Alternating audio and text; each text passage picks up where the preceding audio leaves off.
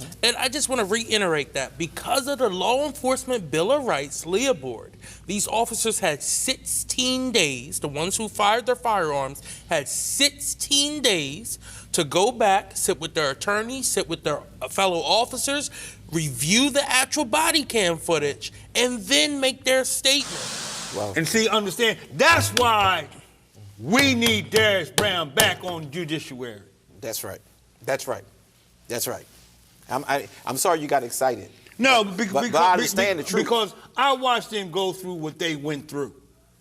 And it was amazing to see young people functioning in the big leagues at that level and doing an outstanding job. So I know what they went through. And I know what families go through when you got family members that are mistreated. And I know that Darius Brown being on the judiciary is very, very much needed if the reality of the police reform that they were fighting for is going to come to fruition.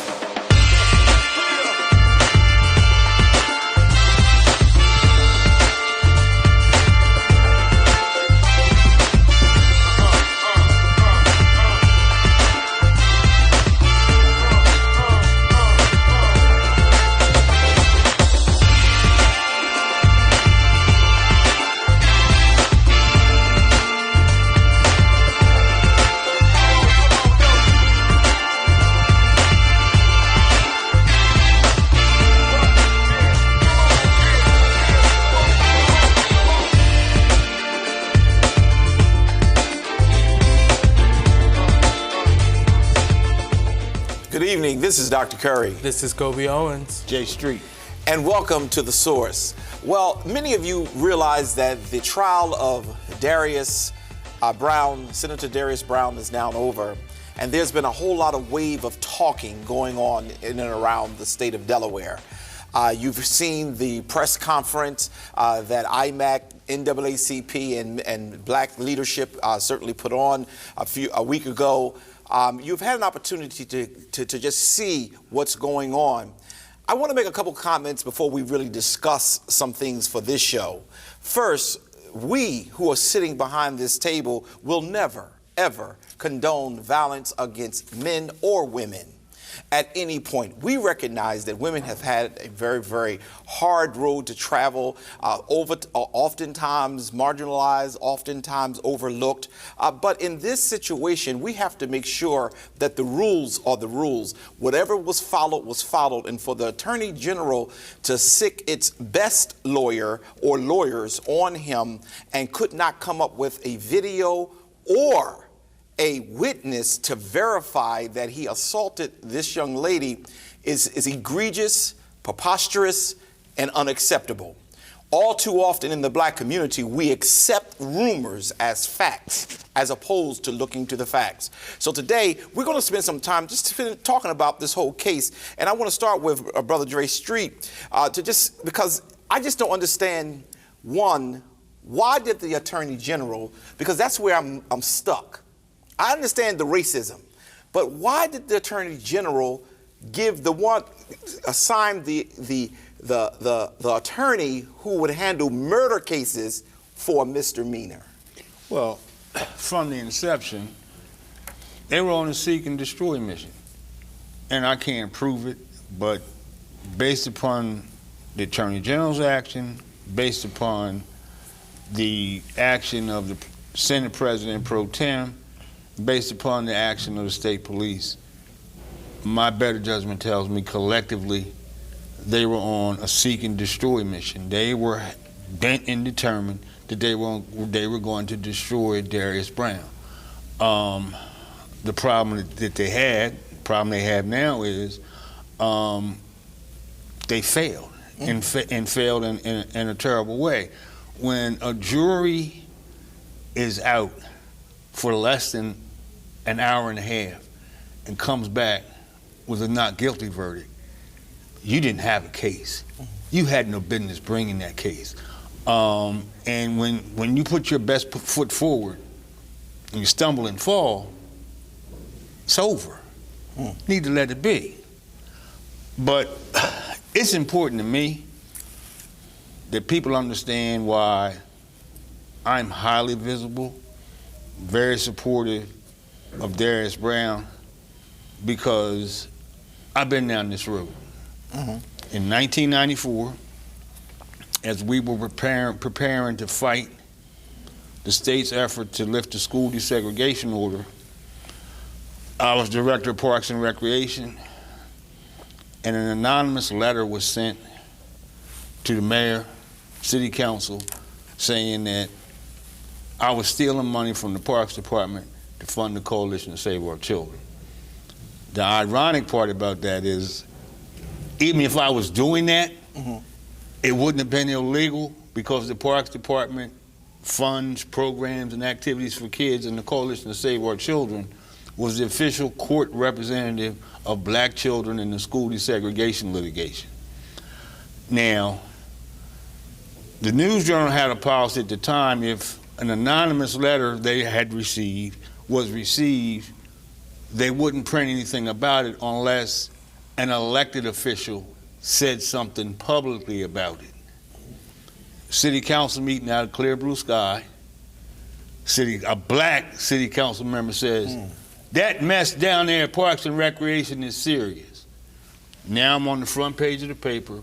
I stole all this money funding the Coalition to Save Our Children. This is August. We're at trial. We're taking depositions. Ironically, I walk into the deposition room. Counsel from the other side said, we've known you too long. No, you haven't done that. But nobody in the black community ever said that. And the fact that messing with Mayor Sills, black elected officials decided that this was a joke. I was exonerated completely in October, extensive investigation. They found $20 worth of phone calls to the lawyers in New York, and the staff had given me 2 white shirts from Value City for Christmas, and that was taken out of petty cash, so I had to pay that back. It was $70-some.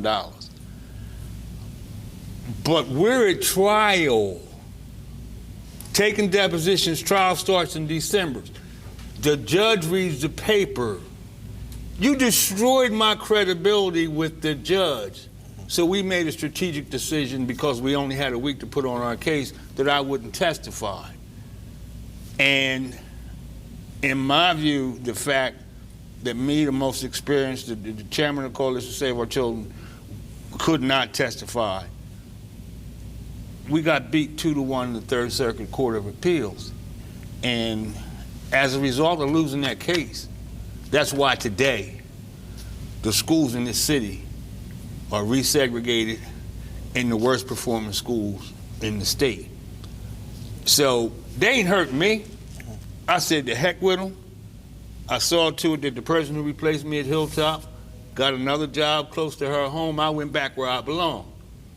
But they hurt the children in the city of Wilmington. I went back to doing what I was doing, but I had to start all over again. So I'm pushing for Senator Brown, not just for him, because nobody stood by me. I understand. I was all by myself. I'm not going to let that happen.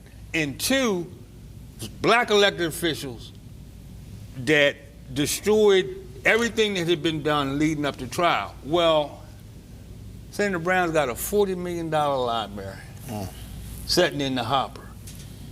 He's got a legislative agenda which needs to be completed in terms of continued police reform, which he's been very successful with. And I can't sit idly by and allow his legislative agenda then to not to go forward, especially when part of this is being orchestrated by black elected officials. Yeah, it's fundamentally unfair, and it's contrary to things that I think we should be standing for, as it's only so many of us. Right. And we need to be standing together in the face of exoneration. let it go. Yeah, and let me just jump in real quickly, Brother Street, and say that you're absolutely correct. And that's one of my arguments constantly, is that we have our own who are being sicked on our own. But the other folks are trying to bring charges and create problems for our people. Thank you for sharing what you shared, because that gave me a context for why you are so passionate about it. I've never really had any issues where people have come up against me, but like you said, they did not find any wrongdoing with what you were doing with the funds. But what happens is, once your name is tainted, then it's very difficult to overcome the situation that they put out there. And that's what they tried to do to him. And I jumped in. I kept my mouth closed. I chose not to say anything until after the legal system had spoken. The legal system spoke. So at this point, I'm saying we need to let it go. And for those individuals, I've reached out to Representative Brown. What is her name? Mimi Brown, or whatever her name is. It bothers me. Let me just do it this way. When I was a dean of students at Del Valle College, one of my staff persons came in crying. And I just want to tell the story. And she was crying because she had this big fight with her husband. So immediately when she said she had a big fight with her husband, I'm like, oh my gracious, did you call the cops? And what she viewed as a fight was a loud conversation. I told her, I said, in my community, that's not a fight. That's a disagreement. That's an argument. And she said, well, he kept coming at me. He kept saying things. I said, did he hit you? No. Did he smack you? No. He was loud and he was verbally coming. And I said to her, in my community, I don't view that as a fight. Now, I'm not saying that we have a right to lambaste or to down talk people, but we have to recognize that when you're dealing with the issues that we're dealing with, where they're trying to destroy a man who's bringing a library to one of the poorest communities in this city, when we're dealing with a man who have come in and helped us economically, who have put in more black judges than any others, why do we try to add to bring him down? And 290,000 criminal records are going to be expunged because of his legislation. I'm sorry, Kobe. Yeah. No, I mean, look, these are two different incidents, and I am someone who believes in the process, right? But also, I'm someone who don't fully trust the judiciary system. And that comes from my dealings with the judiciary system and seeing what is going on a national level as well, too. Now, I know that the Senate Pro Tem said that they're going to go forward with the ethics investigation that's being chaired by the Senate Majority Whip, Tizzy Lockman. Now, that can go on. That's fine. That's the legislative process. Senator Brown already won in the judicial system.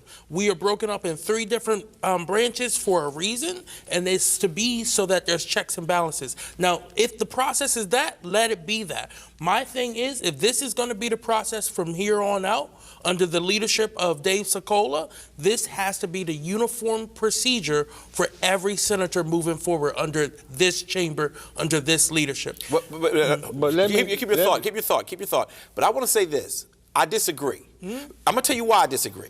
Because I don't want them to continue to make us the first of everything. I agree. We have enough cases that he could have used this process he wants to use now. Then he chose not to use it. So therefore, don't use it now because you have a black person who's being effective in his community. So I just want to correct the record. This is Sokola's first time being in charge with a situation like this. Senator Dave McBride was in charge prior to losing to Senator Marie Pickney in 2020, in November of 2020. So this was the first incident that happened under Sokola. And then again, I know it seems the same, but they're different chambers. Pete Swartkoff is in charge of the House. He's a former cop, but it seems as though he doesn't know how to, handle his situation over in that side as well either. Again, my whole thing is, if this is the process you have laid out as the new leader, right, you better follow these same steps when anything else happens under your leadership. That's my concern. Okay, well, you get where I'm coming from? But let me go back to seek and destroy. The media, before noon, on the day of trial, released that Senator Brown was found not guilty. Further in the afternoon, Senator Sokola released a statement saying that he was going forward. That goes back to my whole premise from the beginning, that they were on a seek and destroy mission. Now, Senator Sokola has the unmitigated gall to say that he's going to go forward with their process, knowing full well they don't have a process in place. Yeah, There's that's another nothing thing. in writing. Yeah. There are no rules, regulations, or procedures. In any other ethics body, the first thing you have to have is a complaint. Well, who's the complainant? Is there something in writing? If nothing has been brought to you in writing, if it isn't in writing, it doesn't exist. So who and what are you investigating other than rumor and based upon information that you've read in the public press? They should be ashamed of themselves wanting to go forward on that kind of limited information. Yeah, do you know anything on that, Kilby, that the representative Mimi, or whatever her name is, did she put a... So from my understanding is the only reason they would actually have an ethics committee is if there's been an official complaint filed. So either a fellow senator and colleague of his has filed an official one, since it's their chamber, has officially filed one with Senate leadership that will trigger this historic ethics committee. It's the first one in 35 years. So I go back to my question. Does anyone know? Has official, and who filed it? If something had been filed, it would have been released by now, okay? And, you know, this is inexcusable.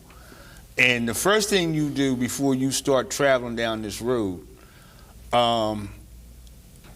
Senator Sokola has had 3 years as pro tem.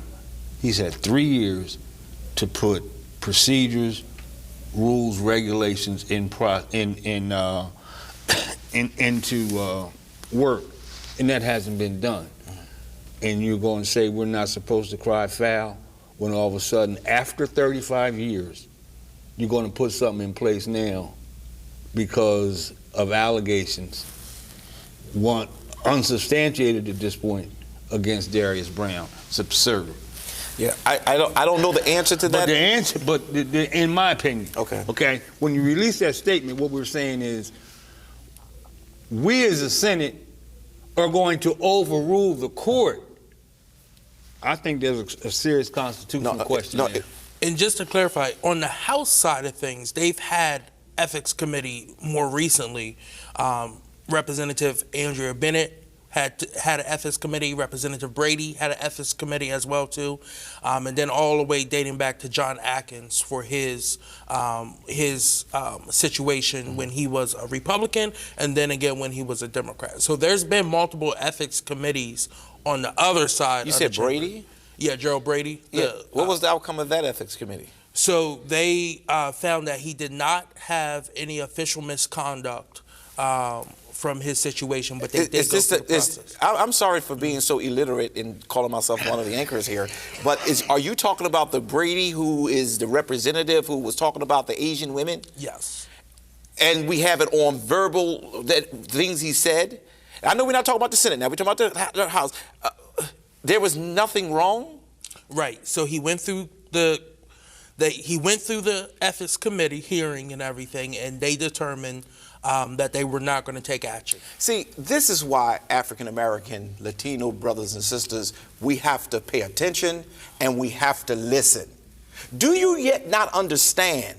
This gentleman, the Brady guy, he said some damnable things, hookers and things of that nature, about women who were of, I think it was Asian, right? Yes. And they found nothing wrong. Why? Because he's one of them. Darius is not. So therefore, We can just drop stuff on him, and his people will assassinate him for us. Unacceptable, and we will not tolerate it. And while they have not had one in 35 years, we will not use one of ours as a guinea pig and sit idly by. I don't know who's watching this, but just note, there is no such thing as threats in our world. Not the world I come from. The world I come from is we deliver. Is there anything else you want to say on this? Because I don't want to go too far.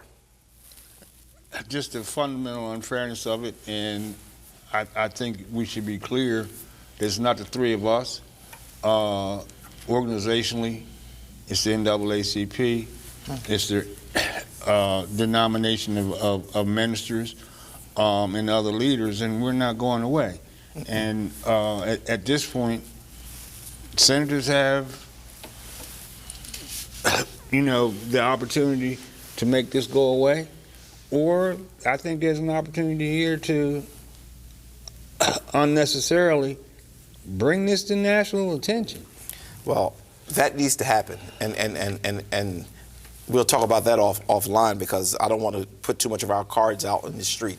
Let me also turn for the last couple of minutes we have in this segment. On the 13th of January, it marked the 1-year anniversary of the assassination of Lamont Moses. And I want to also continue to show the fundamental unfairness, the racism that occurs here in this state. Street, you are aware, I mean, you shared some things on the Coffee with Curry about the report that came out. And there were some displeasures you had. Share with this audience as well. Pardon me. The fact of the matter is, the shooting took place January 13th of 2021. On December 20th, 2021, the Attorney General's office released a report in their findings. And as I had anticipated, regrettably, the officers were cleared the same way the officers who shot and killed Jeremy McDowell in 2015 were cleared under Title 11-464, Title 11-465, Title 11-467. Those laws have been modified. They should have been repealed, in my opinion, but they've been remodified. But separate and apart from that, the report, because the state hired experts, was a scathing attack on the policies and practices of the Newcastle County Police Department. And it made 5 substantive recommendations as to things that should be done differently. It criticized the training. And nobody from Newcastle County government has said anything from December 20th up until this date. We're almost a month in. Why would the government be silent on a report that is very scathing in terms of policies, practices, and procedures and things that need to be done to prevent future occurrences? So that has infuriated me. And it was crystal clear when we met with the Attorney General that what she reported to us, what she reported to the family, the family's counsel, and those of us who were invited, was that when she presented the report to county police officials, there was great pushback from them in terms of their reception to the criticism and their reception to the recommendations, which told me that even if something comes forward and they change policies and procedures in writing, nothing is going to change because of the pushback from leadership. So I facetiously suggested at council meeting earlier in the week that part that we have on the webpage that says it's prohibited to shoot at moving vehicles, why don't we, in being transparent and being completely forthcoming, just change that to say, if you attempt to flee from a Newcastle County police officer in a moving vehicle, we will shoot you. Why don't y'all change it to that? Because that's the harsh reality of what's actually transpired basically ever since I've been in office in 2004. Or you could change the language to, I think my language would be better to just say, if you are fleeing from the Newcastle County Police and black, we will gun you down. Well, here's the thing, right? These three officers broke numerous departmental policies. Yeah. And Newcastle County government and Newcastle County police are saying, that's okay. We know you killed someone. Have some time off, come back. We're going to put you back on the street. With or without pay? Right. With pay. With pay. With pay. Now, it was a nice vacation. And look at what transpired. The officer who did not shoot, the shooting took place on January 13th. He was interviewed on January 13th. Because he knew full well, I've got nothing to hide. I ain't do anything wrong. I didn't violate any procedures. The officer who shot 7 times, interviewed on January 29th. Had the opportunity, that's over 2 weeks, had the opportunity to see the camera footage and obviously get his story together. And to me, that whole dysfunctional process that is authorized under the Law Enforcement Officers' Bill of Rights. Because until the Law Enforcement Officers' Bill of Rights, no, they would have been interviewed, all of them, on the 13th. And I just want to reiterate that because of the Law Enforcement Bill of Rights, Leah Board, these officers had 16 days, the ones who fired their firearms had 16 days to go back, sit with their attorneys, sit with their fellow officers, review the actual body cam footage, and then make their statement. And then when we get in this room and we talk to the Attorney General and she's telling the family, well, we took the statements of the officers and this is what they said they perceived in the moment. No, that's not what they perceived in the moment. You should have interviewed them after the incident, right away. And that would be in the moment. Right. Now you have one officer clearly state he believed, because of a lack of communication on his side, that he thought another officer was to his left instead of his right, and that Lamont was heading towards that officer. But that was not true. So he took a black man's life because he failed to do what he was supposedly trained to do. And then Morgan and Lewis in the 21st Century Policing organization both state that this officer violated their own departmental policy. But yet no charges were brought against him. A black man was executed on East 24th Street in Rosemont. And yet again, we see how our judicial system fails to protect us. And then you have the nerve of the county cops, the FOP, these different, councils of police chief and council of police training, for them to sit back and say, oh, why are y'all attacking us now? Why are we rushing to do this? I'm sorry, Newcastle County has a long track record of shooting black people. Wilmington Police has a long track record of shooting black people. This isn't new. See, 2020 gave us the momentum we finally needed to make this a national discussion. But people have been talking about this for years. I have been sitting across, at the time, Chief Bond, Colonel Bond, talking about police reform as early as 2012, 2013 or something. I was just out of high school. So this isn't new. This is finally, we're getting the attention we deserve.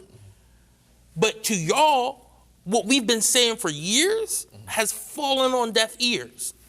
And now we have some high-powered law firm who came in and some, a former police commissioner's policing strategy organization come in, reiterate what we've been saying for years, and they still want to push back because even the experts on this, the experts on policing are saying this, and they're still pushing back. I'm just a black man trying to live. Amen. Yeah. And when both the experts and the black man trying to live are saying the same thing and the police are pushing back, that says one thing to me. They don't care for black lives. Absolutely. But let's go back, all the way back to when you talked about early in the year of 2012, young black man, they had Newcastle County had a sting operation in the Newark area in an apartment complex where there was supposed to be this great drug deal. Well, county police said that the person that they were doing this thing against or that they were trying to deal with and stop this major drug transaction tried to flee and tried to run over the officers. Well, and he was shot and killed. And they found a nominal amount, basically personal amount of marijuana, but they used deadly force because they said he was trying to run over them. In August of 2012, a young man was shot and killed on Memorial Drive by county police, and one of those shots went through the headrest. But they said that he was trying to run over. And then the ink wasn't dry on the paper when Vaughn Bond was officially became police chief, and either the next day or the day after, a young man from Philadelphia was shot and killed by Newcastle County police, and they said he was trying to flee in a vehicle and tried to run over the officers. And there was another one after that. So this is at least the third one during this administration. But I go back to, I don't think it's happenstance. Tom Gordon served 2 terms as police chief, 3 terms as county executive. There were no shootings on his watch on either end. And so there's something fundamentally flawed that is addressed in the report that the government, county government, except for me, is silent about. And I'm going to continue to raise it. But what really made me angry, I'm in church, thank you, George. Thank you, Lord. Because I raised a question about the fact that we had an officer in August, and we didn't find out until December, a county officer arrested for dragging a 16-year-old female, pulling her by her hair, and dragging her 50 feet. And it was officers that told, and they investigated, they arrested the officer. And thank God for the officers who were willing to step forward. We appreciate that, respect that very, very much. I asked for the body camera footage to be released. Hold on, before you get there, yes, they did arrest the officer, but they allowed him to retire with his full pension first before they arrested him. So regardless, he's still gonna get that money, regardless of what his actions were when he was still an officer. And again, I can't say this enough, this is what is fundamentally wrong. I believe it's unconstitutional. Is Leopold, Law Enforcement Bill of Rights, give the police an extra set of protections that everyday people do not have. An additional. But can I just say this? Sometimes it's justice, and sometimes it's just us. Absolutely, but I asked for a release of the body camera footage from that incident, and the police chief responded in the second meeting now, 2 meetings, but, well, we're not releasing it because the officer's indicted. And so I'm like, what does that have anything to do with it? Who cares? Officers are indicted all over the country in other jurisdictions, and the body camera footage is shown. So at Tuesday's council meeting, he said, when I asked the question at the end of the meeting under other, he got on the Zoom and said, because we have established a policy that says when an officer is indicted, we won't release the body camera footage. And I'm like, my response was, so you just plop a procedure and policy out of the air, and you're God and you're in charge, and therefore the body camera footage is not going to be released. And as I said, on Coffee with Pastor earlier, I was in the room supporting him and the other young people to step forward, and they got the governor of this state to agree to do all he could to require body camera footage, body cameras for all police agencies and all police officers. And he got the mayor of the city of Wilmington to agree to establishing a police body camera program with or without funding. He did that. Those young people did that. Was it your intention that once we got those body cameras that the footage be withheld pending somebody's indictment? Right. No, absolutely not. When we laid out what we wanted with each demand, we had the title, of course, is body cams for each officer, but we had bullet points underneath of that of what requirements we wanted with that. Certain guidelines on how long they would hold each, every officer's footage, but also how long it would take until it could be released, in what manner it should be released. And again, we want full, unedited release of video cam footage. It should not be doctored. It should not have a nice presentation with an officer walking you through it with bullet points and explaining the officer's perspective. No, we want the full unreleased video, and we made it easy. You can release it to either your Facebook page, your Twitter page, or you could just put it on YouTube. We all know that all the cops, they all have YouTube pages. So, that's how we said to do it. And the fact is, they're pushing back heavy with that. They're still trying to use different policies and laws that are in place to say they can only release it in a certain way due to their contracts with the county or with their municipality. Well, And see, understand, that's why we need Darius Brown back on the judiciary. that's right. That's right. That's right. I'm sorry you got excited. No, but I understand the truth. Because I watched them go through what they went through. And it was amazing to see young people functioning in the big leagues at that level and doing an outstanding job. So I know what they went through. And I know what families go through when you got family members that are mistreated.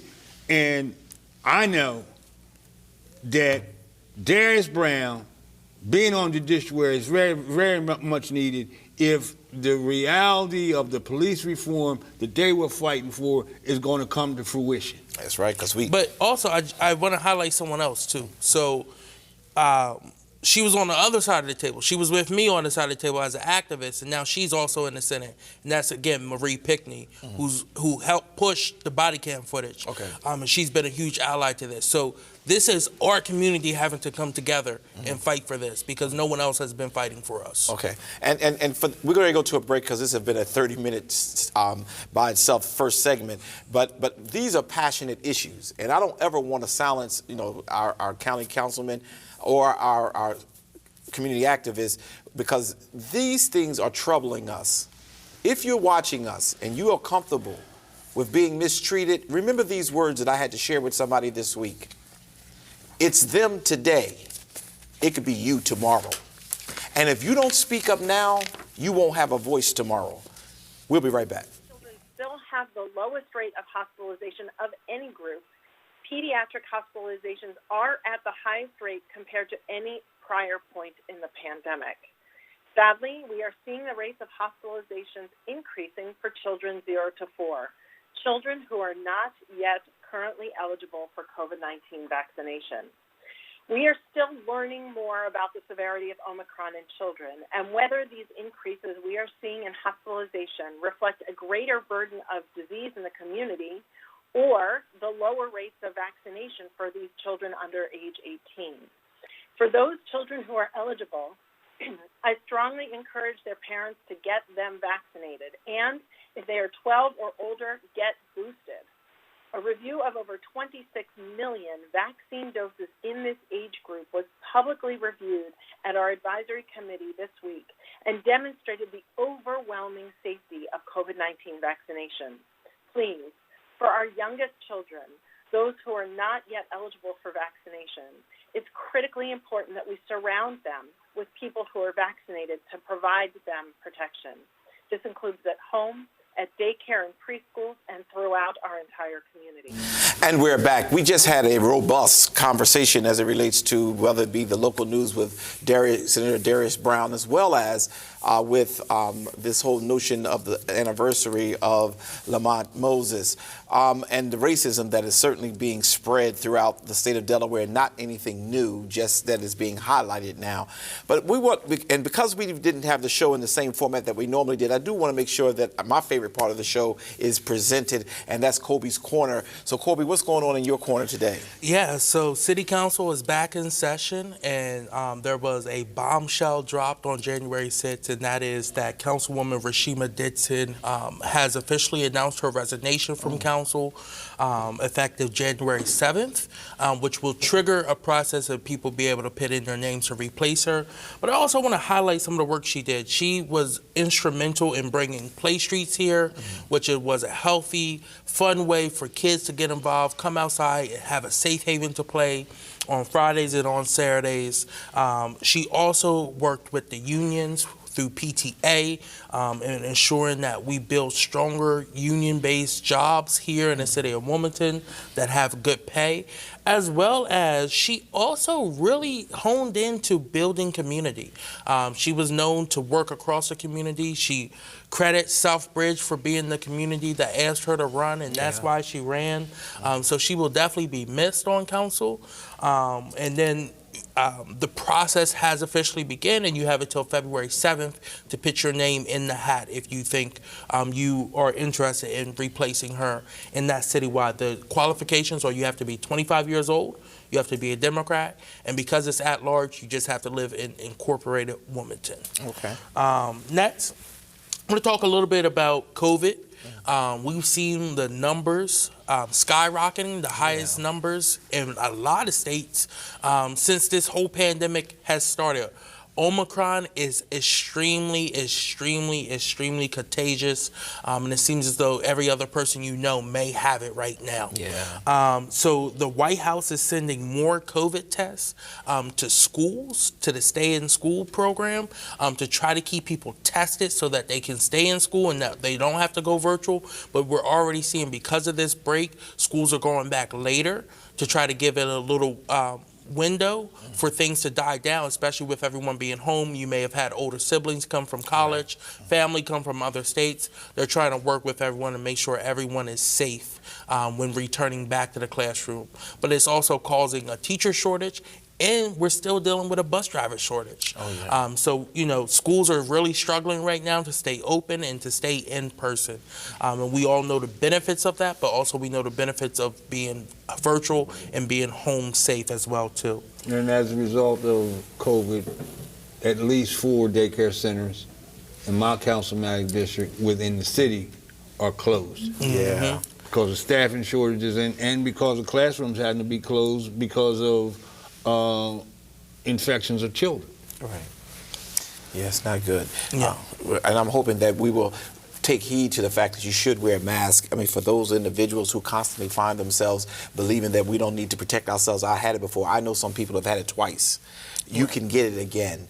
And we do ask that you would please wear your mask, please wash your hands, and please safely distance between each other. I'm tested every week. I make sure I get a test because I don't want to infect those individuals who are near me, my family, as well as those who are in close proximity of me. So I hope that you will really take serious to that. And now we're starting to open up more sites for testing. You need to know, even if you're asymptomatic, where you're not being able to be have any of the symptoms, you still should be tested just so you can make sure you're not spreading it to someone who may wind up losing their life from it. Right, and there's a testing site that's permanent on 23rd and Washington here in the city of Wilmington. Wait about 15 minutes to get your results. And then also, if you're looking for a vaccine, the Claymont Community Center, 10 a.m. to 3 p.m. every Wednesday. They have all 3 vaccines there available for you for first, second, or booster shot. Give me that address again for that one. That is the Claymont Community Center. Claymont, right off of Philadelphia Pike. Right, okay. Very good. So again, the governor just, as this Tuesday at 8 a.m. Officially put us back into an indoor mask mandate. So people have to keep wearing their masks. And hopefully, we keep saying this, hopefully we can get out of this sometime this year and not have to go into another year of this. Yeah. All right. And then next, the big news has been voting rights. And it seems to be President Biden has finally centered in on this being his priority in office right now. He traveled to Atlanta with the vice president to deliver a speech. But two things I want to talk about with that speech. In that speech, he called anyone who stands against changing the filibuster in order to get democracy-based issues done is a segregist. And then also, I want to highlight who wasn't there. Stacey Abrams was not there. Black Voters Matter was not there. Democracy for All was not there. These civil rights organizations who have been pushing for change are all saying, we're done with the talk. Right. You had the opportunity to do that months ago and chose not to. We don't want any more speeches. We want action. So Chuck Schumer has now taken what the president has called on them to do. The president is in person lobbying senators of the Democratic caucus right now in No, I think Washington. he did on Thursday. On Thursday. Yeah. Trying to make their mark before tomorrow, MLK Day, of getting this stuff passed, getting the filibuster either reformed or passing this package. Now, here's the thing. There has been a new package introduced by the House, and it passed the House rules on Wednesday night, a late night session, and it passed the House. And this package combines the John Lewis Voting Advancement Act and the Freedom to Vote Act into one package deal. And what they're going to try to do, they're using this mechanism to do it because they believe in the Senate, Chuck Schumer has found a rule that will allow him to bypass the filibuster without ending it and only need a 51 vote majority to pass this measure now. Now say that again to make sure I heard you, and I'm sure many of our viewers heard you, but I want to make sure we clearly understood what you just shared. We've been hearing the filibuster. People have been asking, what is a filibuster? You did a very good job of explaining it. Now, you're saying that Schumer found a rule in the Senate where you don't need the 60, which is the filibuster. You only need 51. Correct. Explain that better. So how it's going to work, the House has already passed those two bills individually, right? So now they combined it one, send it through House rules, and pass the House. Now when they send it over to the Senate, it will be sent over as a message. Okay. And then they will vote to pass that message, which would only need a 51 vote majority to pass that, and it would effectively pass both of those bills together. Now, will that be able to be overturned if the Republicans were to take over the House? No. So it would still become law when the president signs it. Now, the issue is, will the Democrats all vote together and then the vice president come in? That was my next question. The vice president come in and be the 51st vote. If that does happen, the filibuster stays intact, they pass voting rights. If it does not happen, and again, this is to appeal to Joe Manchin and Kristen Sinema, who are vocally saying they do not want to change the filibuster.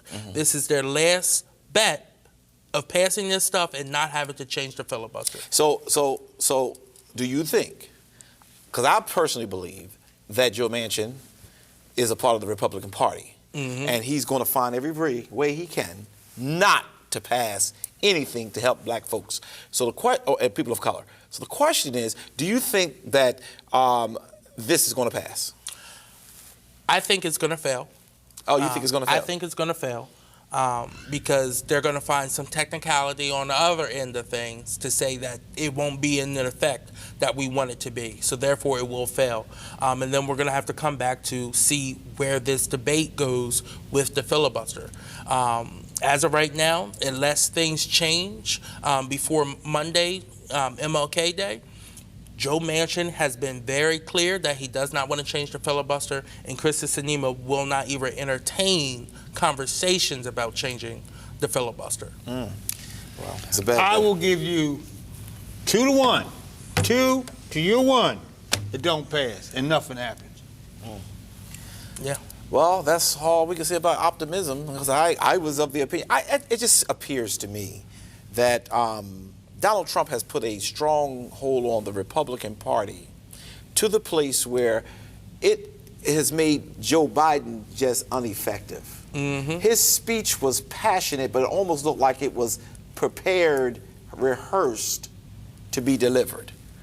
This is why Stacey Abrams and others said, I'm just tired of the rhetoric. But I think it's bigger than that, because it was straight out of the 60s. Okay? You got to come into contemporary times and contemporary situations.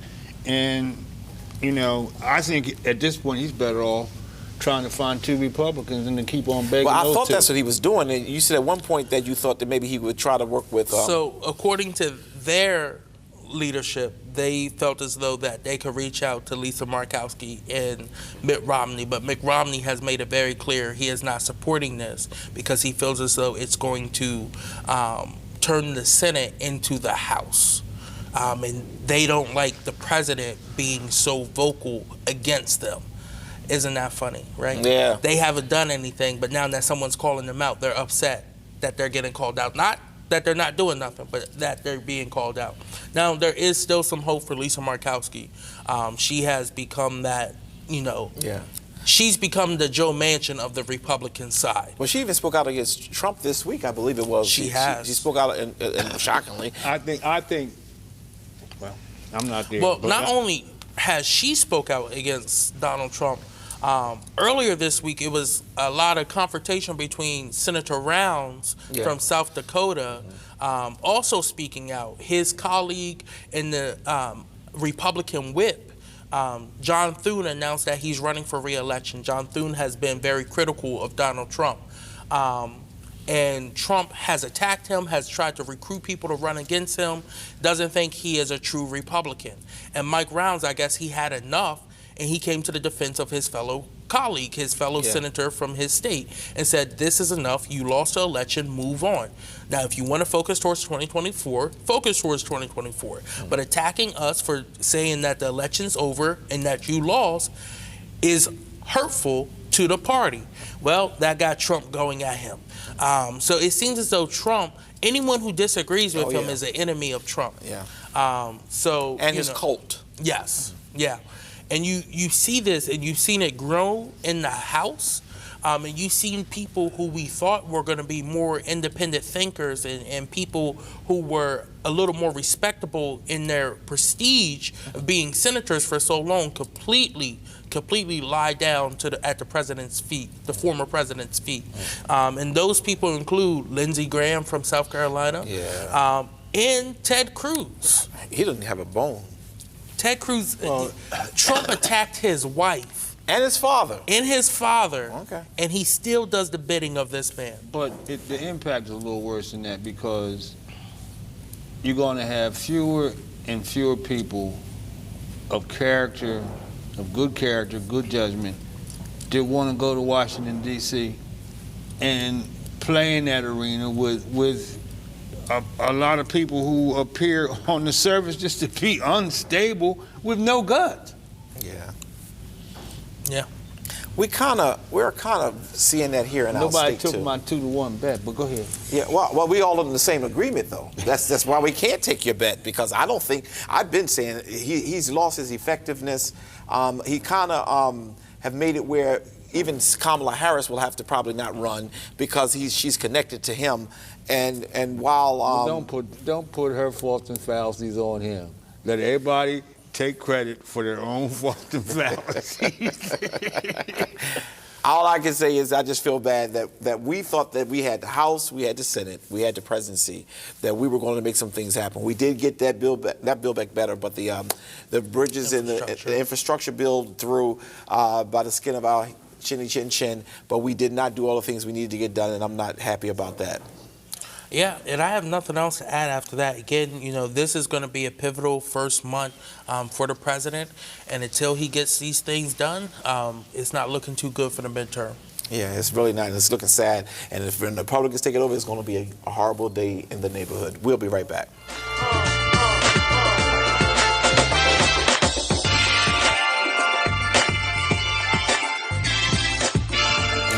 And we're back. We hope and trust that you enjoyed the show today. We had so much we were trying to cover, and we did not get to a lot of the news that we wanted to get to, but it was very important to us that we cover the local things that maybe are not getting a voice, such as the Senator Brown situation, as well as the anniversary of the lynching, or should I say of the assassination of Brother Lamont Moses. We also had an opportunity to hear from the Kobe's Corner, but I want to close out my part of the segment by just sharing my thanks and my gratitude. I am grateful, and I'm grateful for all of you, the community here at Wilmington, who, when I put out the plea that someone had broke into the Holdness Center that we built for this community, you responded, and you responded in a very big way.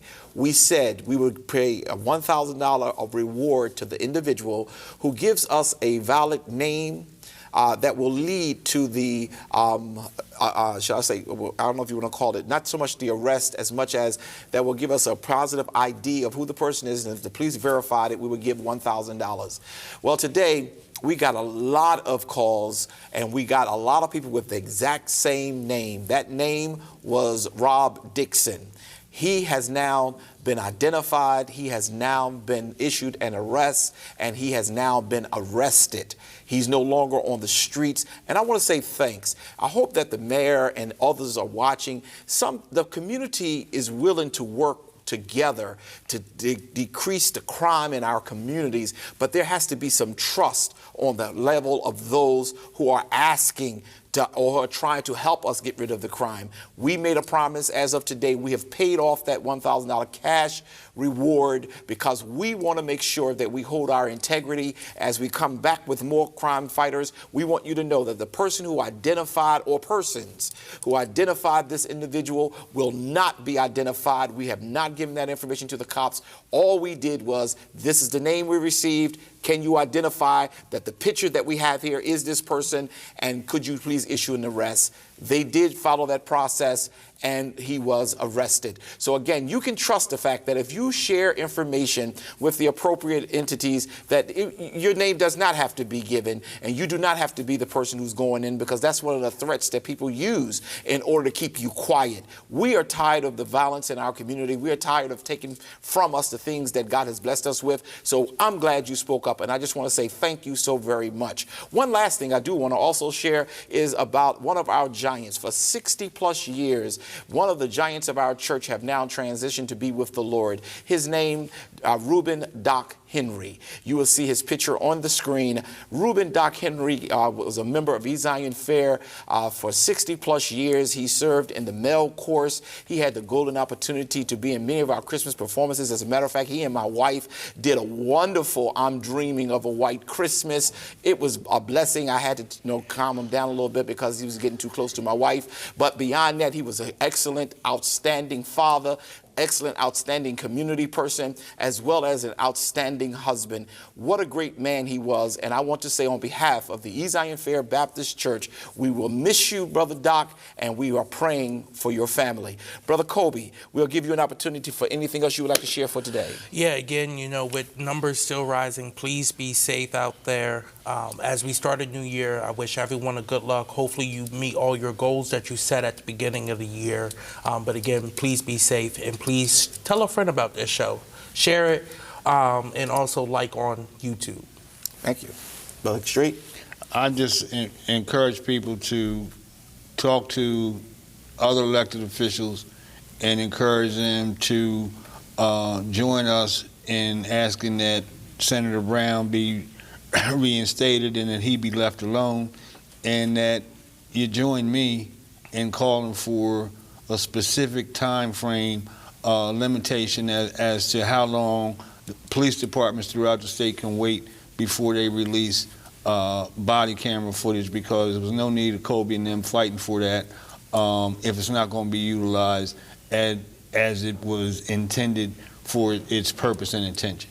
And I'm going to ask Kobe next week on our show if you could please bring back the document that you shared with the governor and the mayor of the city of Wilmington of your demands as it relates to that area, so that we can show the people that it was a part of your demands was that not only they have body cameras, but also that the footage be shared with the community, because all we're looking for is transparency. Our eyes, they don't deceive us, and we want to make sure that we are doing what we have to do. Thank you so very much for the time that we shared together today. It has been a true joy being with you. While the tempers did go up a little bit because we are very very angry with injustice, but we are grateful that you were with us and that you are part of us. This is Dr. Curry. This is Kobe Owens. Let the church say, amen.